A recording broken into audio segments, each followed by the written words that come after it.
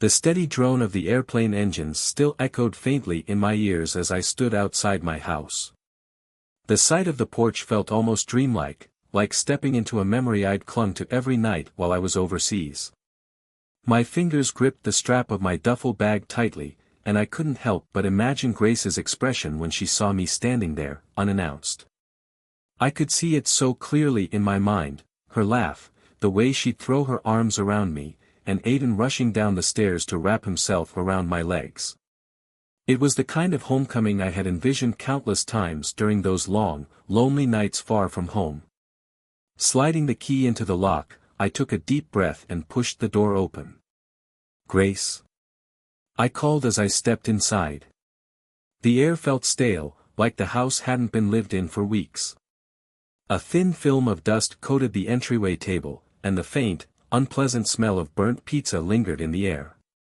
I frowned, kicking the door shut behind me. "Aiden?" I called out, louder this time, the sound of my boots thudding against the wooden floor as I walked deeper into the house. A low grunt from the living room caught my attention. Turning the corner, I spotted Aiden sprawled out on the couch, his legs dangling over the armrest, a video game controller clutched in his hands. His eyes were glued to the TV screen, where two characters were locked in some kind of virtual battle. A small smile tugged at the corner of my mouth, though the lack of enthusiasm from him stung more than I cared to admit. "Hey, buddy," I said, trying to keep the mood light. "Didn't you hear me come in?" He mumbled something under his breath, not even glancing in my direction as his fingers tapped rapidly on the controller. I dropped my duffel bag near the stairs and walked closer, my smile faltering. "Come on, kiddo. Is that really how you greet your old man after 3 years?" Aiden let out an exaggerated sigh, paused his game, and tilted his head back to look at me. His expression was a mix of annoyance and indifference. "Oh, you're back," he said flatly. That wasn't exactly the warm welcome I'd been hoping for. I let out a nervous chuckle, reaching out to ruffle his hair. "Yeah, I'm back," I said. "Where's your mom? I figured she'd be here waiting for me." "She's not home." Aiden shrugged, leaning further into the couch. "She's at church." I blinked, caught off guard. "Church?" I repeated, my voice laced with confusion. Grace had never been the religious type. "Since when does your mom go to church?" Aiden smirked, like he'd been waiting for me to ask. "Oh, you don't know." "Know what?" I asked, dread creeping into my voice. "She's getting married," he said casually, his eyes already drifting back to the TV. It felt like the air had been knocked out of my lungs. My heart skipped a beat as I stared at him, sure I had misheard. "What did you just say?" "She's getting married," he repeated, his tone dripping with mockery. My brain struggled to process the words. "Married to who?" He shrugged again, his smirk growing wider. "Uncle William." I froze, my voice rising involuntarily. "Uncle William? As in my best friend, William?" "Yep," Aiden said with maddening calm. "They're at the church right now. Pretty much everyone's there, Grandma, Grandpa, Chloe. You know, all the people who think you're either dead or too much of a coward to come back." My chest tightened as a wave of anger began to bubble up inside me. "Too much of a coward?" I repeated, my voice low and trembling. "Yeah," Aiden said nonchalantly, leaning back into the couch. "Mom's been telling everyone you bailed on us. Said you couldn't handle being a dad, so you just up and left. Honestly, people think she's a hero for keeping it all together." His words hit me like a physical blow. My wife, had told people I abandoned her and my son. "You've got to be kidding me," I muttered, my voice barely above a whisper, shaking with anger. Aiden glanced up briefly, then turned back to his game. "Look, Dad, it's not that big of a deal. William's actually pretty cool. He takes me places, buys me stuff." I stepped closer, cutting him off mid-sentence. "Finish that thought, Aiden." I dare you. For a moment, his smirk faltered. Then it came back, sharper than before. What? I'm just saying William actually shows up. And, I mean, have you seen his car? Way cooler than yours. My hands curled into fists at my sides. I couldn't believe the arrogance dripping from my son's words. This wasn't the son I had left behind 3 years ago. The kid I remembered had been full of energy and excitement, always eager to share a laugh or a story. Now, his words cut like a knife. If you hurry, Aiden said, his tone dripping with sarcasm, you might catch them before they cut the cake. Oh, wait, you're not even dressed for a wedding. You sure you want to show up looking like that? I stared at him, completely at a loss for words. My mouth opened, but no sound came out. The rage inside me was so intense, it was almost suffocating. Without saying another word, I spun around and stormed toward the door. Where are you going? Aiden called after me, his voice tinged with amusement. To church, I ground out, slamming the door behind me with enough force to rattle the windows. The drive to the church was a blur of raw, unfiltered fury. My hands gripped the steering wheel so tightly my knuckles turned white. Traffic lights, passing cars, and street signs all melted into the background as I tore down the road, the screech of my tires punctuating every sharp turn. My mind was a whirlwind of emotions, Grace's betrayal, William's smug grin, Aiden's flippant attitude. Each memory of the trust I'd once had in my wife and best friend twisted inside me, leaving a searing ache in its wake. When the church finally came into view, its towering stone structure looked serene and unshaken, standing in stark contrast to the chaos boiling inside me. I pulled into the parking lot and slammed the brakes harder than necessary, the car lurching to a halt. I barely cared that I had parked crookedly, blocking other vehicles. I had only one goal in mind, to shatter their illusion of a perfect day. The heavy wooden doors loomed ahead, adorned with ornate carvings that seemed to mock the sanctity they were meant to represent. My heart hammered in my chest as I gripped the handle and shoved the doors open with all the force I could muster. They crashed against the walls, the sound echoing like a thunderclap through the church. The organ music screeched to a halt, and the entire ceremony froze mid-vow. Hundreds of heads turned in unison, a ripple of gasps and whispers spreading through the congregation. At the altar, Grace stood radiant in a flowing white dress, her golden hair styled in soft, perfect waves. For a split second, she looked exactly like the glowing bride I had once dreamed of. But then her eyes met mine, and all the color drained from her face as though she had seen a ghost. David, she whispered, her voice barely audible over the murmurs. Standing beside her, William was dressed in a sharp black tuxedo. His trademark smirk faltered as his eyes widened in shock. He froze, looking like a deer caught in headlights. I didn't stop moving. Each step I took echoed through the now silent church, my boots striking the polished wooden floor like a drumbeat. I kept walking, the weight of my fury propelling me forward. You've got to be kidding me, I growled, my voice carrying through the hushed room.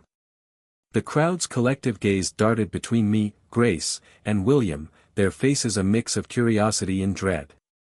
Grace took a hesitant step forward, her lips parting to speak.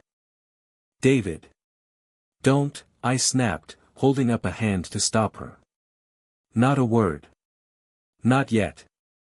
I shifted my glare to William, who stood rigid, his hands raised slightly in a defensive gesture. You. Say something. Explain to me why the hell you're standing at the altar with my wife. William's mouth opened and closed a few times before he finally stammered, David, man, look. This isn't what it looks like.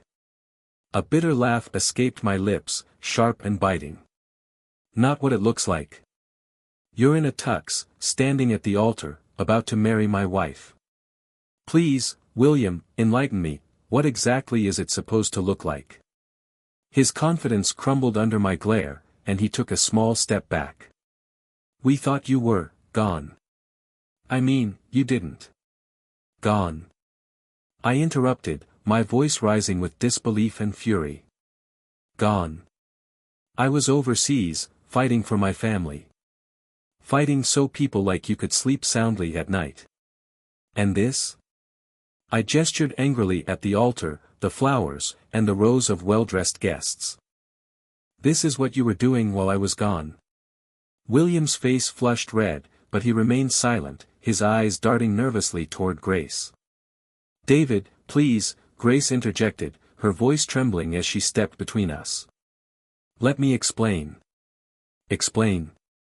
I snapped, turning my fiery gaze on her. You want to explain this? I waved a hand toward the altar, the decorations, and the expectant guests who were now awkwardly pretending not to stare. Go ahead, Grace. I'd love to hear it. You've been lying to everyone, I said, my voice trembling with rage, telling them I abandoned you, that I was too scared to come back. And now here you are, playing house with my best friend? Grace's lips quivered, tears streaking down her face. You didn't write. You didn't call. I didn't even know if you were alive. What was I supposed to do? You were supposed to wait. I roared, my voice thundering off the high ceilings. You were supposed to trust me, to believe in me, just like I believed in you. Grace broke down, covering her face with her hands, sobbing uncontrollably. William finally stepped forward, his voice shaking as he spoke. Look, man, this isn't all on her. She was struggling, okay? She needed someone, Anne. And you just happened to be that someone, huh? I snapped, cutting him off before he could finish. My best friend, the one I trusted more than anyone. You didn't think twice about sliding into her bed, did you? David, it's not like that, William protested, his tone defensive. We didn't plan for this to happen. It just happened. It just happened. I repeated, letting out a bitter laugh. You're standing here, about to marry her, and you want me to believe this was some kind of accident? William's jaw tightened as his eyes darted nervously to the crowd. Man, let's take this outside. Let's not do this here. Oh, we're doing this here, I said, stepping closer to him. We're doing this right here, in front of all these people. They deserve to know exactly what kind of man you are, a liar, a backstabber, and a coward. William's expression darkened, and for a moment, I thought he might swing at me. But he never got the chance. Before he could say another word, I threw the first punch. My fist connected squarely with his jaw, the crack of the impact ringing out in the silent church. William stumbled backward, crashing into the altar behind him. The congregation erupted into gasps and shouts. A few people jumped from their seats in shock. David, stop! Grace screamed, rushing to William's side. William groaned, clutching his face as he struggled to get back on his feet. I stood over him, my chest heaving, fists clenched at my sides. Get up, I said coldly. Come on, William. You were man enough to take my wife. Be man enough to face me now. David, please, Grace begged, tears streaming down her face as she knelt beside William. I turned my glare to her, my voice cold and sharp. Don't you dare beg me, Grace. Not after this. Not after everything you've done. She sobbed, shaking her head. I didn't mean for this to happen. I thought you weren't coming back. I didn't know. You didn't know. I shouted, my anger boiling over. You didn't know I was out there fighting every single day to get back to you. That I was counting down the days until I could see you and Aiden again. You didn't know that I would never give up on my family. Grace's sobs grew louder, but I didn't care. I turned to the crowd, my voice cutting through the tension like a blade. And you, I pointed to the stunned congregation. You all sat here, watching this circus, knowing exactly what was going on. Not one of you thought I deserved to know. Not one of you thought to tell me. The guests shifted uncomfortably in their seats, avoiding my gaze. Pathetic, I muttered, shaking my head in disgust. I looked back at Grace and William. They were still huddled together on the floor, Grace's pristine white dress now crumpled and stained with tears, William clutching his jaw as he glared up at me. "You two deserve each other," I said, my voice low and dripping with venom. "You're both liars, both cowards, and both dead to me." Without another word, I turned on my heel and walked out of the church. My boots echoed against the polished floor as the crowd parted silently to let me through. No one dared to stop me. As I stepped outside, the cold air hit me like a slap, sharp and biting, but it wasn't enough to cool the fire burning inside me. I stormed to my car, climbed in, and drove off without looking back. The sound of the church doors slamming shut behind me was the only thing I could hear over the pounding of my heartbeat. The morning began like so many others in this quiet new chapter of my life. The soft crackle of the fire in the cabin's small wood stove kept the chill at bay, while the aroma of freshly brewed coffee filled the air. This remote mountain town had become my sanctuary, a place where no one asked questions and no one cared about the man I used to be. Here, I wasn't the betrayed husband or the soldier coming home to a shattered life. I was simply David, the handyman who kept to himself and worked odd jobs for folks around town. The cabin I called home was modest but enough. A small living space with a well-worn couch, a kitchen equipped with second-hand appliances that somehow still worked, and a cozy bedroom tucked in the back. Outside, towering pines stood like silent guardians, shielding me from the chaos of the world I had left behind. Life here was simple and structured. I had routines that helped steady my heart and quiet my mind. Mornings were spent fixing things, mending a neighbor's fence, repairing an old generator someone left on my porch, or chopping wood for the stove. Afternoons, I'd lose myself in the mountain trails, letting the fresh air and the earthy scent of pine cleanse my thoughts. Evenings were quiet, a book in my lap or the low hum of a radio keeping me company. It wasn't much, but it was mine, and for the most part, it was enough. Still, the memories had a way of sneaking in when I least expected them. Sometimes, as I split logs with my axe, Grace's tear-streaked face would appear in my mind, her excuses playing on a loop.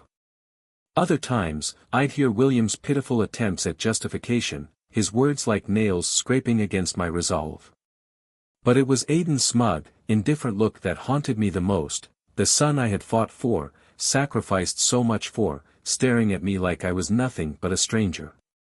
I had learned, though, to bury those memories. I didn't speak of them, didn't dwell on them. Silence became my armor, a shield against the past. For 2 long years, it worked. I had managed to keep my demons at bay. Until they found me. That morning had started like any other. The crisp mountain air smelled of pine and damp earth, a light mist lingering low over the trees. I had just finished stacking firewood outside when I heard it, the sound of tires crunching over gravel on the winding road leading up to my cabin. My stomach tightened. Visitors were rare, and the locals who came by usually respected my need for solitude. This was different. By the time the knock came, sharp, urgent, I already knew who it was. I opened the door to find Grace standing there, her face pale and worn, her eyes rimmed with red. Her hair, once perfectly styled, was messy, and the self-assured air she always carried was nowhere to be found. She looked small, diminished. Behind her stood William, hunched in a ragged jacket, his hands buried in his pockets and his gaze fixed on the ground. "David," Grace said, her voice trembling. "Please, we need your help." The sight of them, the 2 people who had torn my life apart, stirred a volatile mix of anger and grim satisfaction in me. They looked beaten, broken. But I wasn't about to let them off easy. Leaning against the doorframe, I crossed my arms and narrowed my eyes. "Help," I said, my tone sharp and unforgiving. "You've got to be kidding me." "David, please," Grace repeated, taking a hesitant step closer. Her hands trembled, and tears welled up in her eyes. "We're desperate." My gaze shifted to William, who kept his head down, jaw clenched but silent. Desperate, huh? I said, my voice as cold as the mountain air. Funny how that works. You weren't desperate when you were ripping my life apart. You weren't desperate when you were standing at the altar. Grace winced, as if my words had physically struck her. Her hands clasped together, and she looked at me with pleading eyes. I know I hurt you, David. I know what I did was unforgivable, but... You're damn right it's unforgivable, I snapped, cutting her off. So, tell me, Grace, what makes you think I'd lift a finger to help you now? She flinched but didn't back down. Her voice cracked as she said softly, it's Aiden. At the mention of my son, I felt a knot tighten in my chest. My anger flared again, but I forced my face to remain impassive. What about him? I asked flatly. Grace's tears fell freely now as she spoke. He's out of control, she admitted. He's been skipping school, getting into fights, running with the wrong crowd. Last week, he got arrested. David, I don't know what to do, Grace said, her voice trembling. He needs you. He needs his father. A bitter laugh escaped my lips as I shook my head. He needed his father 2 years ago. Remember that? But you, I jabbed a finger toward William, who flinched but didn't look up. You told him I abandoned him. You let him believe I was the bad guy while you played house with this. Grace broke down completely, falling to her knees right there on my porch. Her sobs were raw and ugly, her hands clutching at the hem of my flannel shirt like I was her last lifeline. Please, David, she cried. I'll do anything. I was wrong. I was selfish. I ruined everything. I stepped back, forcing her to release me.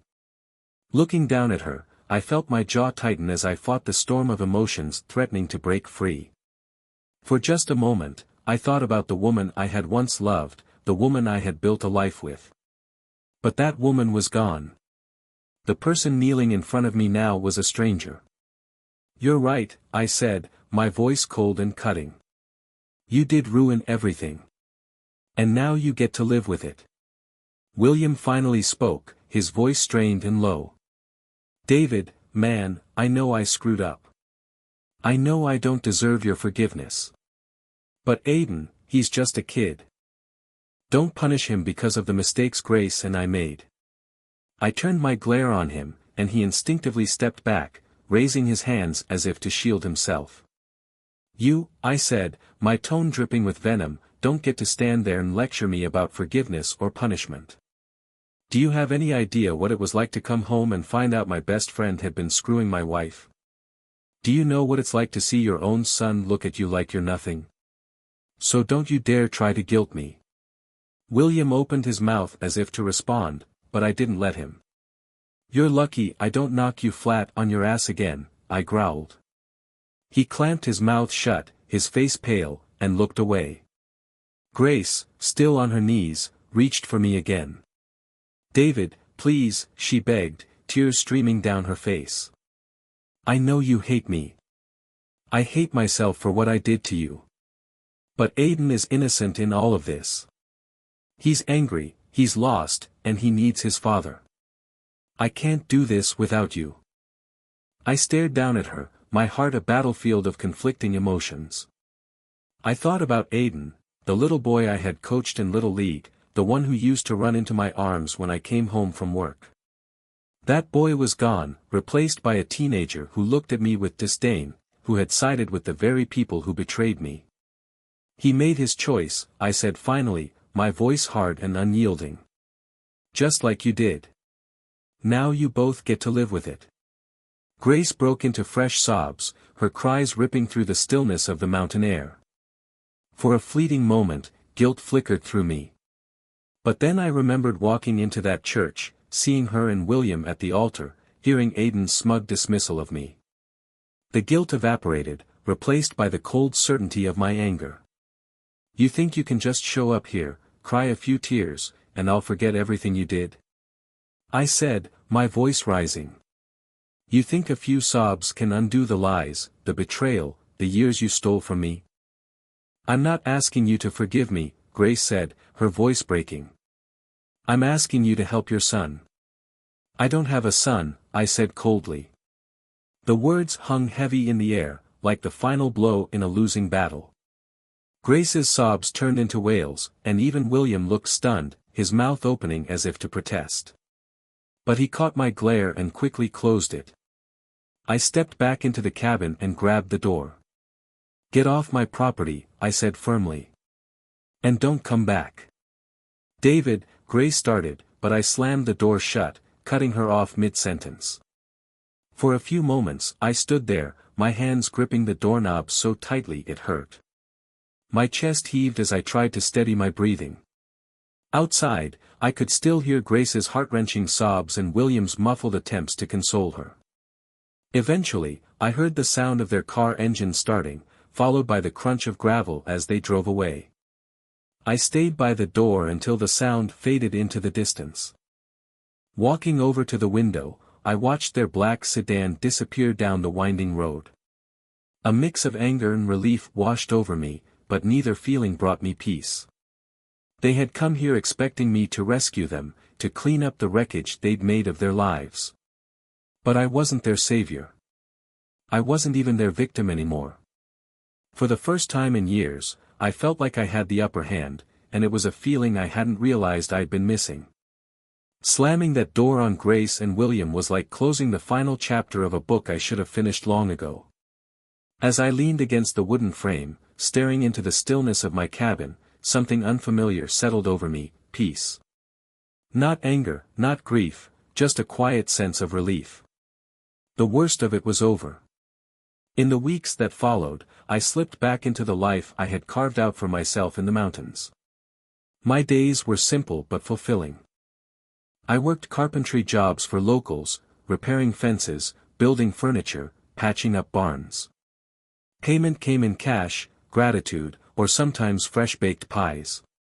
The community respected my privacy, never prying into my past, and I didn't offer up any stories. Out here, I was a different man.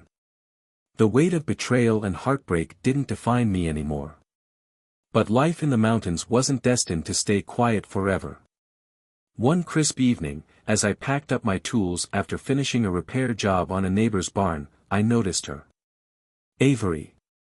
She was new in town, renting a small house on the outskirts of the community after a recent divorce. Her golden retriever bounded through the open field between us, tail wagging as if he'd been waiting all day to say hello. You always this serious? She asked, leaning casually against the barn door with a soft smile. I glanced up, brushing sawdust from my hands. Depends on the day, I replied, surprised at the lightness in my own voice. Well, today must be a good one, she said, stepping closer. I think I saw you smile just now. I hadn't even realized it until she pointed it out. It wasn't much, just the faintest twitch of my lips, but it was there. She introduced herself, extending a hand roughened by years of hard work. We talked for a while, mostly about her dog and her struggles with growing a garden in the Rocky Mountain soil. It was the first real connection I'd felt in years, and it caught me off guard. Over time, Avery and I started spending more time together. She wasn't pushy, didn't pry into my past, and I didn't push her about hers. We both had our scars, and there was an unspoken agreement to respect the wounds we weren't ready to share. There was a refreshing honesty to her that I hadn't realized I'd been craving. One evening, as we sat on her porch watching the sun dip behind the mountains, she turned to me. You know, you're a hard man to figure out, David. Maybe there's not much to figure out, I said, taking a sip of my coffee. She laughed softly, the sound warm and easy. I don't believe that for a second, she said, but I think you're not ready to share it yet. And that's okay. For the first time in a long time, I thought she might be right. Maybe someday, I'd be ready. Meanwhile, Grace and William's lives were falling apart. Every now and then, I'd hear snippets from mutual acquaintances in town. Their dream life had turned into a nightmare. Not long after their wedding, William lost his job. Word had it that his boss discovered the affair and decided he couldn't trust a man who'd betray his best friend. Without my military benefits or a steady income, they couldn't keep up with the bills. The house, the one I had worked so hard to provide for my family, was foreclosed on. Grace ended up taking a cashier job at the local supermarket, a far cry from the comfortable life she'd once enjoyed. William bounced between odd jobs, his pride and temper constantly getting in the way of holding anything steady. And Aiden, the boy I had once loved with every fiber of my being, became a shadow of the child I remembered. He dropped out of school, started running with the wrong crowd, and eventually landed in juvenile detention for vandalism and petty theft. I'd be lying if I said it didn't hurt when I heard about Aiden. A part of me wanted to reach out, to try and fix things. But I reminded myself that he'd made his choice, just as Grace and William had. They had poisoned him against me, and now they were all living with the consequences of their actions. As for me, life moved forward. As Avery and I spent more time together, our connection deepened. One evening, as we sat by the fire in her cozy living room, her golden retriever curled up at our feet, she asked me something that caught me off guard. "You ever think about starting over? With someone new?" She asked, her voice hesitant. The question hung in the air as I stared into the flickering flames. "I don't know," I admitted honestly. "After everything that's happened, I'm not sure I even know how to trust someone like that again." She reached out, her hand resting gently on mine. "You don't have to figure it all out right now," she said softly, her tone reassuring. "But, David, you deserve to be happy. And deep down, I think you know that." Her words stayed with me, echoing in my mind long after that night. Months later, I found myself standing in the small garden Avery had started behind her house. I was helping her plant seedlings for the spring, the earthy smell of fresh soil filling the crisp air. She wiped at her face absent-mindedly, smudging a streak of dirt across her cheek without even realizing it. "What's so funny?" she asked, catching me chuckling to myself. "You've got dirt everywhere," I said, pointing at the smudge on her face.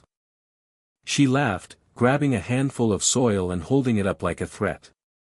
"You're not exactly spotless yourself, soldier," she teased, her grin mischievous. The nickname took me by surprise.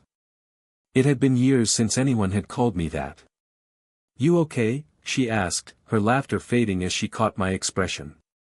I nodded slowly, a small smile forming on my lips. "Yeah," I said, "I think I am." In that moment, I realized something profound. I had truly let go of the past. Years passed, and Avery and I built a life together. It wasn't perfect, but it was honest. We understood each other's scars and celebrated the simple joys we found in the life we shared. Eventually, we got married in a quiet ceremony by the lake. A handful of close friends were there, and her golden retriever sat proudly as our unofficial witness. I never reached out to Grace or Aiden. By then, I had accepted that some wounds don't heal, and some relationships can't be mended. But I didn't need closure from them anymore, I'd found it within myself. From time to time, I'd hear bits and pieces about Grace and William. Their marriage fell apart not long after they lost the house. William moved out of state, leaving Grace to pick up the pieces. She still worked as a cashier at the supermarket, and the vibrant, confident woman I had once loved was now just a shadow of her former self. As for Aiden, I heard he eventually got his act together. He earned his GED and moved to a nearby city to start over. Whether he ever thought of me, I didn't know, and I didn't waste time wondering. One summer evening, as Avery and I sat on the porch of the cabin, watching the sun sink below the mountains, the past felt like a distant memory, a story I had read long ago but no longer lived. "Penny for your thoughts?" Avery asked, resting her head on my shoulder. I smiled, wrapping an arm around her. "Just thinking about how lucky I am."